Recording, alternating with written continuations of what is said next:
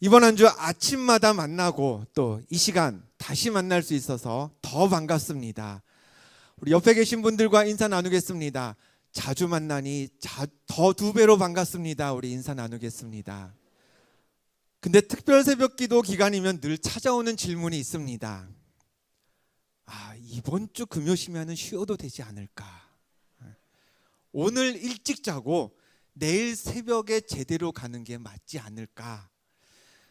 솔직하게요, 오늘 집에서 나오기 전에 잠깐이지만 고민했다. 부끄러우니까 손은 들지 말고요, 그냥 뒤에 사람 모르게 손가락만 잠깐 이렇게 한번 세워보도록 하겠습니다. 물론 하나님은 예배를 사모하는 자에게 분명히 역사하십니다.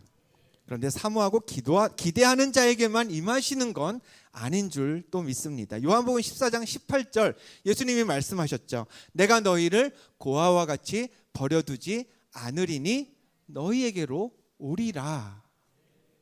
하나님은 우리 중에 한 사람도 버려두지 않으시고 만나주실 줄 믿습니다. 어떤 마음, 어떤 기대로 오셨든지 여기 모인 우리 모두가 은혜의 주인공 될 줄로 믿습니다. 주일부터 광고한 대로요, 오늘 심야 기도회 이 예배를 마치면 미라클 기둥교회 청년들은 내일 새벽 기도회가 시작될 때까지 우리 한층 내려가서 2층 HG 예배실에 모여서 철야 기도를 진행합니다. 대부분의 청년들이 철야 기도는 한 번도 경험한 적이 없습니다. 그래서 오늘 진행될 철야 기도의 타이틀을 내 생의 첫 번째 철야 기도회라고 이름 지어봤습니다. 우리 미라클 기둥교회 청년들 한번 자리에서 일어나 보겠습니다. 일어나 보시죠. 네. 오늘 성경 찬송만 들고 온 게 아니라 갈아입을 옷까지 싸가지고 왔습니다. 작정하고 기도하겠다고요. 기도하면서 반드시 예수님 만나보겠다고 모인 청년들입니다.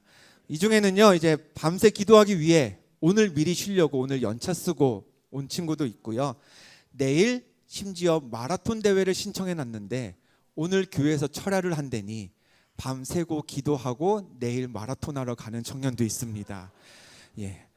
이따가 제가 기도 제목으로 드리기도 하겠지만요, 오늘 이 청년들의 삶이 변화되는 밤이 되도록 평생 신앙생활 이어가면서 오늘이 잊을 수 없는 날 되도록 우리 위에서 기도해 주시기를 부탁드립니다. 우리 청년들에게 격려의 박수 부탁드립니다. 이번 특별 새벽 기도회 동안 우리는 김광희 선교사님을 통해서 마가복음 1장의 말씀을 차례차례 묵상하고 있습니다. 1장 1절 우리가 첫날 월요일에 들었던 말씀은 이렇습니다. 화면을 보고 같이 읽어봅니다. 시작. 하나님의 아들 예수 그리스도의 복음의 시작이라. 아멘. 마가복음을 포함해서 마태복음, 누가복음, 요한복음, 이 복음서들은요, 그 제목에 복음이라는 글자가 들어가 있는 것처럼 모두 다 복음을 기록한 책입니다. 복음을 다루는 말씀답게 마가복음은 복음의 시작이다라는 선포로 문을 열고 있습니다. 우리가 한 주 동안 열심히 복음에 대해서 들었습니다. 그런데 여러분, 복음이 무엇일까요? 우리 광희 목사님이 매일매일마다 복음에 대해서 복음은 이런 것이다, 복음엔 이런 능력이 있다 말씀을 전하셨는데, 여러분 질문을 받으신다면 복음이 뭔데요? 라고 하면 여러분은 뭐라고 답하시겠습니까? 복음, 이 글자 자체의 뜻을 풀어보면 복을 뜻하는 복자와 소리를 뜻하는 복된 소리, 복된 소식이라는 뜻을 단어 자체가 가지고 있습니다. 사전에서는 복음을 이렇게 풀어갑니다. 첫 번째는 기쁜 소식이다 라고 합니다. 조금 전에 봤던 그 단어 자체의 뜻을 해석한 거겠죠. 두 번째, 예수의 가르침 또는 예수에 의한 인간 구원의 길이라고, 어떤 신학사전이 아니라 우리가 흔히 보는 국어사전은 복음을 이렇게 해석하고 있습니다. 물론 틀린 해석은 아닙니다. 그렇지만 아까 말씀드린 대로 누군가 복음이 뭡니까? 라고 질문했을 때 사전의 해석처럼 예수님의 가르침이 복음입니다 라고만 대답하기에는 조금 아쉬움이 남습니다. 그래서 예수님의 가르침이 뭔데요? 라고 하면 이제 추가적인 설명이 더 필요하게 되거든요. 오늘 본문은 복음을 이해하고 설명하려는 우리에게 가장 좋은 답을 제시해 줍니다. 우리가 읽었던 본문 1절과 2절 같이 읽어볼까요? 시작. 예수 그리스도의 종 바울은 사도로 부르심을 받아 하나님의 복음을 위하여 택정함을 입었으니 이 복음은 땡땡땡 했습니다. 조금 전 우리가 읽은 본문 로마서의 저자는 사도 바울입니다. 바울이 로마에 있는 교회 성도들에게 쓴 편지가 로마서입니다만 원래 바울의 편지는 우리가 읽은 로마서의 첫 구절과는 조금 다른 방식으로 시작하는 게 보통입니다. 예를 들어 볼까요? 고린도전서의 첫 부분을 보겠습니다. 이렇습니다. 빨간 줄 쳐 있는 부분을 보면요. 바울과 소스데네는 고린도에 있는 하나님의 교회에게 편지한다라는 내용으로 서두가 기록되어 있습니다. 갈라디아서 볼까요? 비슷합니다. 하나님 아버지로 말미암아 사도된 바울은 갈라디아 여러 교회들에게 편지한다라고 적혀 있습니다. 에베소서를 봐도 여 크게 다르지 않습니다. 사도된 바울은 화면 하나 또 넘겨주시죠. 네, 에베소서가 없나요? 마찬가지입니다. 사도된 바울은 에베소에 있는 성도들에게 편지하노니라고 에베소서 1장 1절에 기록이 되어 있습니다. 바울 서신에는요 이렇게 공통점이 있습니다. 앞서 서두에 이 편지는 누가 쓴 편지인지 또 누구에게 쓴 편지인지 발신자와 수신자가 편지 앞부분에 분명하게 밝혀져 있다는 것입니다. 그런데 오늘 우리가 읽은 로마서는요 조금 다릅니다.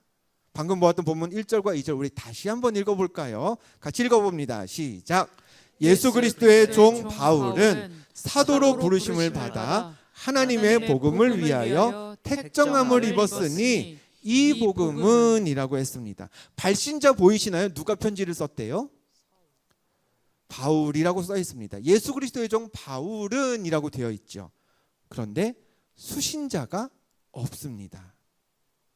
바울은 늘 편지를 쓰면서 바울은 누구에게 편지하노니 이렇게 수신자를 밝히고 있는데 로마서는 그렇지가 않습니다. 수신자 대신 로마서 1장 1절 2절에는 특이한 구절이 등장합니다. 마지막에 뭐라고 되어 있나요? 이 복음은 이라고 되어 있습니다. 로마서에도 수신자가 누구인지 기록은 되어 있습니다. 근데 쭉 더 지나서 한 1장 7절쯤 가면 기록되어 있습니다. 로마에서 부르심을 받은 모든 자에게 라는 구절이 등장하는데요. 그렇게 바울이 누구한테 쓴 편지인지 언급은 합니다만 지금 로마서를 쓰고 있는 바울에게는 이 편지를 누가 받을 것인지 수신자도 밝히기 전에 먼저 해야 할 긴급한 얘기가 있었던 겁니다. 그게 뭔가요? 뭐에 대한 얘기죠? 편지에 수신자가 적혀 있어야 할 자리에 대신 들어간 단어를 보면 됩니다. 이 복음은 이라고 했죠. 바울은 복음에 대해서 얼른 얘기하고 싶었던 겁니다. 지금 그 얘기가 더 중요하다고 생각했던 겁니다. 바울이 그렇게 말을 꺼내고 싶어 했던 복음이 무엇이냐? 2절에서 바울이 설명을 이어갑니다. 이 복음은 하나님이 선지자들을 통하여 그의 아들에 관하여 성경에 미리 약속하신 것이라. 복음이 무엇입니까? 하나님이 선지자들을 통해서 누구에 관하여? 그의 아들에 관하여 성경에 미리 약속하신 겁니다. 성경에는요 많은 약속이 있습니다. 너의 자녀들이 번성하게 하겠다. 지금 나가서 싸우면 내가 너희를 이기게 하겠다. 이렇게 하면 병에서 낫고 회복될 것이다. 이런 여러 약속이 성경에 기록되어 있지만 그 중에서도 가장 복된 소식, 진짜 복음은 하나님의 아들에 관한 약속입니다. 그 아들이 누구입니까? 예수입니다. 즉 복음을 한 단어로 표현하면 아주 간단하게 이렇게 정의할 수 있습니다. 복음은 곧 예수다. 하나님이 오래전부터 성경을 통해서 구원을 약속하셨고 그 약속대로 아들 예수가 세상에 오셨다는 게 그게 복음의 핵심입니다. 그럼 하나님의 많은 약속들이 있는데 우리는 왜 그 중에 예수만 복음이라고 하느냐? 본문 3절을 보겠습니다. 그의 아들에 관하여 말하면 육신으로는 다윗의 혈통에서 나셨고 라고 했습니다. 구약 성경은요, 구원자 즉 메시아가 다윗의 자손 중에서 나올 것이라고 예언했습니다. 즉 하나님의 아들은 다윗의 자손이어야 했지만, 그러나 모든 다윗의 자손이 다 메시아일 수는 없는 노릇이죠. 수많은 다윗의 자손 중에 오직 예수가 복음인 이유가 본문 4절에 기록되어 있는데요. 같이 읽어보겠습니다. 시작. 성결의 영으로는 죽은 자들 가운데서 부활하사 능력으로 하나님의 아들로 선포되셨으니 라고 했습니다. 다윗의 혈통에서 태어난 많은 사람들이 있습니다. 여러 사람들이 다윗의 혈통에서 이 땅을 살았다가 하나님께 부름받았지만 유일하게 하나님의 독생자 예수님만이 죽음을 이기고 부활하셨기 때문에 예수님은 우리에게 기쁜 소식, 복음이 되시는 겁니다. 다시 정리해 볼까요? 복음은 예수다라는 첫 번째 설명에 살을 조금 더 붙여보겠습니다. 그럼 뭐라고 되죠? 복음은 하나님의 아들 예수가 약속대로 세상에 오셔서 죽음을 이기고 뭐 하셨다? 부활하셨다는 겁니다. 그게 복음이고요. 그게 우리에게 기쁜 소식인 겁니다. 근데 여기까지 설명해도 뭔가 아쉬움이 있습니다. 예수님이 부활하셨다라는 게 정말 복음의 전부일까? 우리에게 가슴에 와닿는 뭔가 분명한 변화가 있어야 하는데, 그래야 그게 복음일 것 같은데, 하나님 아들에 대한 약속, 부활 예수, 이게 복음을 설명하는 최선의 방법일까? 본문 5절을 보겠습니다. 역시 같이 읽어볼까요? 시작. 그로 말미암아 우리가 은혜와 사도의 직분을 받아 그의 이름을 위하여 모든 이방인 중에서 믿어 순종하게 하나니. 아멘. 자막을 계속 띄워놔 주시길 바랍니다. 5절 앞부분, 맨 앞부분에 뭐라고 되어 있나요? 그로 말미암아라고 했습니다. 부활하신 예수님으로 말미암아 이제 이런 일들이 진행된다는 겁니다. 첫 번째, 뭐가 진행되나요? 믿는 자들이 뭘 받습니까? 직분을 받습니다. 직분을 받는다는 건 부르심을 받는다는 거죠. 예수님의 부활을 믿는 자들에게 부르심을 받는다? 뭔가 할 일들이 생긴다는 겁니다. 그럼 우리는 이렇게 반응하기 쉽습니다. 뭐야, 할 일이 생겨? 난 하기 싫은데. 나는 그런 일 못할 것 같은데. 아닙니다. 복음의 능력을 받아들이면요, 달라지게 되어 있습니다. 맨 마지막에 뭐라고 되어 있죠? 뭐 하게 한다고요? 믿어 순종하게 한다고 했습니다. 자, 부활하신 예수님께서 예수의 이름을 위해서 직분을 받은 우리로 하여금 믿고 순종하도록 복음이 우리를 변화시키는 겁니다. 우리 교회는 여러 찬양팀들이 있습니다. 여러분, 조금 전에 우리 최한성 목사님과 청년들이 함께 찬양했습니다. 팀 이름 혹시 기억하시나요? 기억하시나요? 소리만 납니다. 예, 샤우트, 따라해 보겠습니다. 샤우트, 예, 외친다라는 뜻입니다. 샤우트라는 이름을 가지고 있고요. 주일 오전 예배, 우리 1부, 2부, 3부 예배 백성화 전도사님이 찬양 인도하시죠. 팀의 이름이 있습니다. 보케르라는 이름입니다. 히브리어로 아침이라는 뜻을 가지고 있습니다. 아침을 깨우는 찬양팀이라는 거죠. 주일 저녁에 백남우 목사님 인도하시는 주일 저녁 예배 찬양팀도 이름이 있습니다. 혹시 아시나요? 주보에 소개가 되어 있습니다. 그림 보여주실까요? 뭐라고 되어 있나요? 쬐끄맣게 되어 있죠? T&O라고 되어 있습니다. T&O. 샤우트, 뭔가 단어 같아요.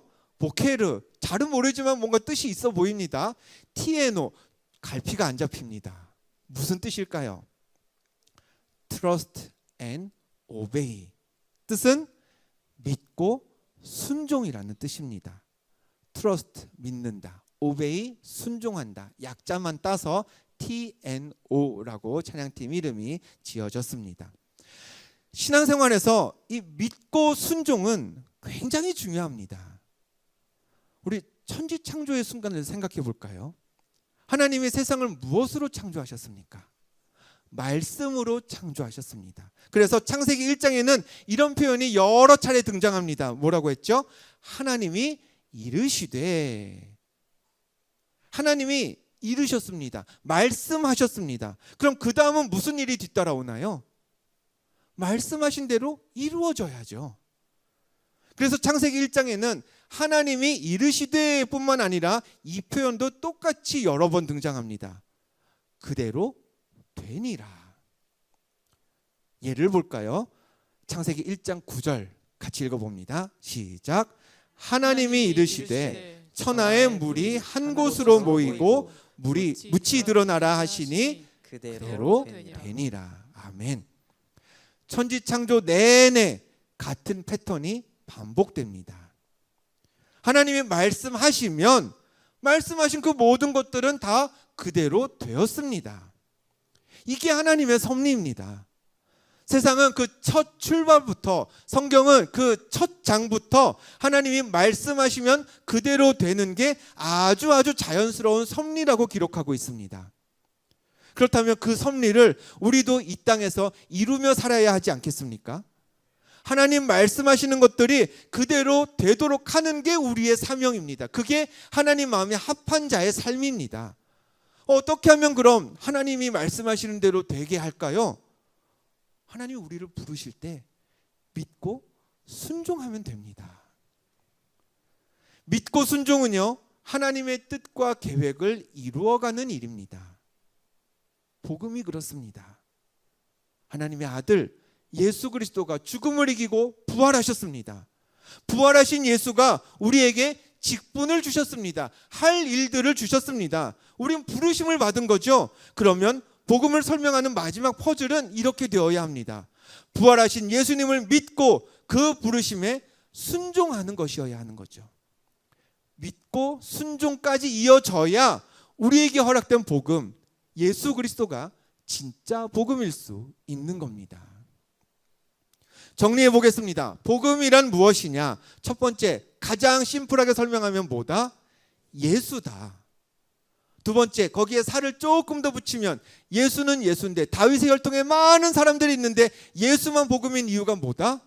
부활 예수다. 예수님만이 죽음을 이기고 부활하셨기 때문에 예수님만이 복음이다. 세 번째, 그럼 그게 우리랑은 무슨 상관이 있느냐? 부활 예수를 믿었으면 그 부르심에 순종해야 한다. 어떻습니까?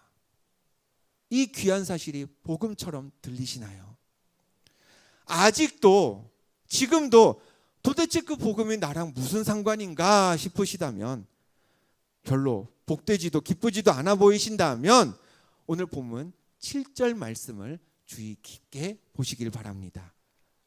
로마서 1장 7절 우리 함께 읽어보겠습니다. 시작. 로마에서 하나님의 사랑하심을 받고 성도로 부르심을 받은 모든 자에게 하나님 우리 아버지와 주 예수 그리스도로부터 은혜와 평강이 있기를 원하노라. 아멘. 복음에 대해서 짧지만 분명하게 설명했던 바울은 마지막으로요, 로마 교회 성도들에게 뭐를 바랬나요? 은혜와 평강이 있기를 원한다라고 고백했습니다. 은혜와 평강이 있기를 원하노라. 이건요, 그냥 뭐 안녕히 계세요, 뭐 좋은 하루 되세요 이런 말들처럼 인사치레의 말이 아닙니다. 왜 아니냐? 빌립보서 4장 9절을 봅니다. 너희는 내게 배우고 받고 듣고 본 바를 행하라. 그리하면 평강의 하나님이 너희와 함께 계시리라. 하나님이 어떤 하나님이시라고요? 평강의 하나님이라 했습니다. 하나님은 평강 주시는 분이라고 했습니다. 그럼 그 하나님을 경험하려면 어떻게 해야 된다고요? 바울이 말했죠. 나처럼 해라. 나한테 배운 대로, 나한테 받은 대로, 나한테 들은 대로, 나한테 본 대로 행하며 살아라. 그러면 하나님이 평강 주신다. 그럼 중요한 건 바울이 뭐 했냐는 겁니다. 바울이 뭘 했길래 우리가 바울처럼 해야 되느냐? 우리가 앞서서 확인했습니다. 반복해서 보았죠. 본문 1절 다시 한번 읽어보겠습니다. 시작. 예수 그리스도의 종 바울은 사도로 부르심을 받아 하나님의 복음을 위하여 택정함을 입었다고 했습니다. 하나님이 부르셨을 때 바울은 그 부르심을 믿고 순종했습니다. 그랬더니 그 부르심에 순종할 때 내가 되게 힘들 줄 알았는데, 엄청 고생일 줄 알았는데, 그래서 못할 줄 알았는데, 그런데 힘들긴 했지만, 고생은 했지만, 근데 생각지도 못했던 은혜와 평강이 더 크더라. 이게 바울의 고백이었습니다. 자기 자신이 먼저 순종함으로써 은혜와 평강을 맛보았기 때문에 바울은 로마 교회의 모든 성도들을 향해서 이렇게 축복했던 거죠. 그 은혜와 평강이 너희에게도 있기를 원하노라. 복음의 힘이 여기에 있는 겁니다. 복음 때문에 살고 복음 위에 살리라고 결단하면, 그렇게 부르심에 믿고 내가 순종하면 벅찰 줄 알았는데, 힘들어서 역부족일 것 같았는데 어느덧 하나님의 은혜와 평강을 누리고 있음을 우리가 복음으로 인해 살면 간증하게 되는 것이죠. 저는 한쪽 얼굴에 마비 증상이 있습니다. 이게 뭐 외과적으로 한 번에 수술이 되거나 아니면 약물로 다이나믹하게 치료가 되는 게 아니어서 그냥 시간 될 때마다 이렇게 마사지 받으면서 조금씩 회복을 지금도 기다리고 있습니다. 지난달에도요, 이제 예약을 하고서 마사지를 받으러 갔습니다. 보통은 제가 예약하고 그 마사지 하는 곳에 가면 아무도 없습니다. 뭐 저만 온전히 1시간을 마사지를 받으니까 뭐 다른 사람이 있을 이유도 없죠. 근데 그날은 제가 딱 갔더니 한 뭐 70 후반, 한 80 가까이 되어 보이시는 어르신 한 분이 그 저를 마사지 해주실 그 사장님하고 제가 갔을 때 이야기를 테이블에 앉아서 나누고 계시더라고요. 그러면서 이제 사장님이 제가 왔으니까 본인은 이제 다른 이런 것처럼 준비를 하면서 그 잠깐 시간이 생기는 바람에 제가 우연히 그 와 계신 어르신 분이랑 잠깐 1, 2분, 뭐 2, 3분 이야기를 나누게 되었습니다. 알고 보니 이제 두 분이 같은 교회 다니시더라고요. 그 사장님과 찾아오신 어르신이 같은 교회 다니시는데 뭐 손님이 없다 해서 잠깐 이야기나 나누려고 놀러 오신 어르신이셨습니다. 그 사장님이 마사지 준비하는 동안 어르신과 이야기를 나누는데 어르신은 평생 불교 신자로 살아오셨다고 얘기를 들었습니다. 그러다가 몇 년 전부터 예수를 믿게 되었다, 그런 얘기를 들으면서 계기가 궁금하더라고요. 아니 이렇게 오랜 기간 이렇게 불교 신자로 살다가 무슨 일로 이제 예수를 믿게 되셨습니까? 여쭈었더니 그 어르신이 이런 이야기를 하셨습니다. 나는 이제 해탈에 이르려고, 우리식으로 말하면 구원이 되겠죠. 해탈에 이르려고 안 해본 게 없다. 어떻게 하면 해탈에 이르냐고 유명한 분들 찾아가서 물어도 봤는데, 근데 그때마다 답을 주시는 분들이 다 다른 말을 하더랍니다. 누구는 욕심을 버려야 한다고 얘기하고, 누구는 선한 일을 더 해야 된다고 얘기하고, 누구는 고통을 견뎌야 한다고 얘기하는데, 근데 예수 믿으면 구원받는다고 하는 얘기를 듣고 교회에 와봤더니 어느 교회를 가든지 누구한테 가서 물어보든지 다 똑같은 얘기를 하더랍니다. 예수 믿으면 구원받는다. 하나님의 아들 예수가 그리스도이심을 믿으면 하나님 자녀가 되어서 천국을 누린다. 어딜 가도 누구를 붙잡고 얘기에 물어봐도 똑같은 얘기를 하길래, 아, 이게 진리겠구나. 진리라면 어디 가서든 바뀌질 않아야지, 변함이 없어야지, 시간이 지나도 똑같아야지 라는 생각에, 그래 내가 한번 믿어봐야겠구나 하면서 교회를 다니고 예배를 드리기 시작했다고 그런 고백을 들었습니다. 이렇게 멋진 얘기를 어디서 들었다고요? 마사지 받으러 가서. 네. 이번 한 주 우리는 새벽마다 복음에 대한 말씀을 들었습니다. 여러분, 처음 듣는 얘기였습니까? 굉장히 복잡하고 어려운 이야기였나요? 그동안 몰랐던 새로운 사실이었습니까? 아닙니다. 복음은 하나님의 아들 예수 그리스도가 죽음을 이기고 부활하셨다. 부활하신 그 예수를 믿으면 구원받는다. 그겁니다. 그게 전부입니다. 그런데 그 간단한 복음에 힘이 있습니다. 그 단순한 복음이 길이 되고 진리가 됩니다. 그 간결한 복음에 생명이 있음을 믿습니다. 그럼 이제 우리가 가진 숙제는요, 길이요 진리요 생명이신 예수의 복음을 누리는 하나님의 자녀로서 부르심에 믿고 순종하면서 은혜와 평강을 맛보며 이 땅을 살아가는 것입니다. 성경에 많은 사람이 예수님을 만났습니다. 회당장 야이로 예수님을 간절히 기다리고 있다가요, 예수님이 마을에 도착하자마자 그 발 아래 엎드려서 예수님을 만났습니다. 혈루증 걸린 여인, 지나가던 예수님 옷에 살짝 손을 댐으로써 예수님 만나서 이야기를 나누고 고침받았죠. 예수님을 3번이나 부인했던 베드로 다 포기하고 그냥 일상으로 돌아가서 고기 잡고 있을 때 베드로를 위해 먼저 먹을 것을 차려놓고 기다리시는 예수님을 만났습니다. 복음서에 기록된 사람들은요, 저마다 예수님을 만난 방법이 다 다릅니다. 그리고 그 만난 사람들이요, 회복된 방법도 다릅니다. 어떤 사람은 즉시 병고침을 받았고요, 다른 누구는 실로암까지 가서 씻으니까 그때서 고침을 받았습니다.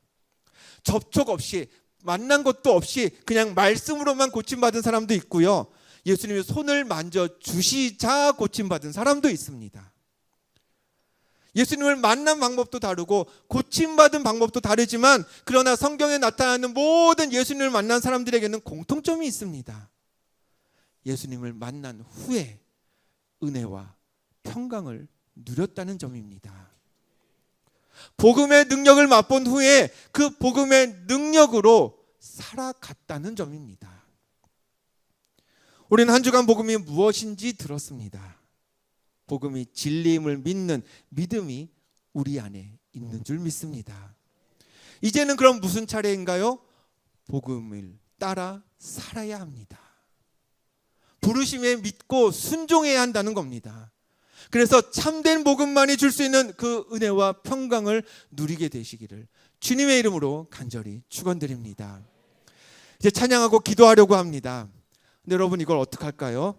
지난주에 김광희 선교사님이 얼만큼 기도하자고 하셨죠? 얼만큼? 1시간. 1시간 기도하자는 얘기는요, 1시간 후에 어디에 가자? 집에 가자는 이야기입니다. 근데 오늘 저는 퇴근할 생각이 없습니다. 퇴근할 계획이 없습니다. 저는 그냥 내일 새벽까지 교회에 있을 예정입니다. 10분 일찍 돌아가나, 20분 일찍 돌아가나, 늦게 돌아가나, 여러분 잠드는 시간 비슷하지 않으십니까? 이왕에 왔으니 간절히 기도하고 돌아갔으면 좋겠습니다. 아쉬움 없이 간구하고 돌아갔으면 좋겠습니다.